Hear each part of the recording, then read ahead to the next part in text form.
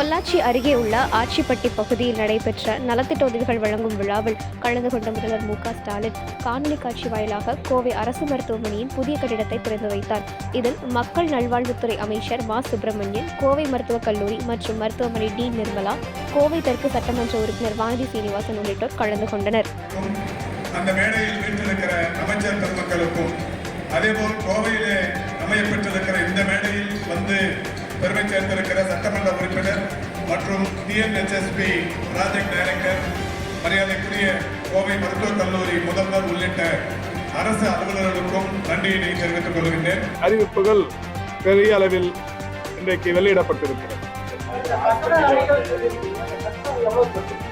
ஏற்கனவே அது தெளிவாக உங்களுக்கு சொல்லப்பட்டுச்சு. 1000, 2000 எவ்வளவு கட்டண அறைகள் 26 இல்ல எவ்வளவு காஸ்ட் சிங்கிள் ரூம் இல்ல 1000 rupees ஒண்ணு, இன்னொன்னு எவ்வளவு 3500. அதாவது 26 அறைகளும் ஒண்ணு வந்து சிங்கிள் ரூம் ஒண்ணு 1000 ரூபாய்.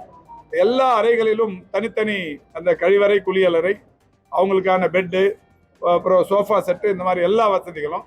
இதுல வந்து 1000 ஒன்று, 3000 ஒன்று, 3500 ஒன்று, சூப்பர் டீலக்ஸ், ஒரு ஆர்டினரிங்கிற மாதிரி ஒரு 3 வகை ரூமுங்க.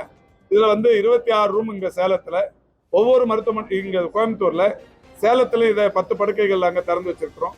கிண்டியில வந்து 70 படுக்கைகள் திறந்து வைக்கப்பட்டிருக்கிறது. மதுரையில ஏற்கனவே திறந்து வச்சிருக்கிறோம். இந்த மாதிரி பிரதான மாவட்டங்கள்ல எல்லா மருத்துவமனைகள்லயும் இந்த கட்டண படுக்கை அறைகள் இப்போது படிப்படியாக திறந்து வைத்துக் கொண்டிருக்கிறோம். மக்களிடையே பெரிய அளவிலான வரவேற்பும் அதுக்கு இருக்கிறது.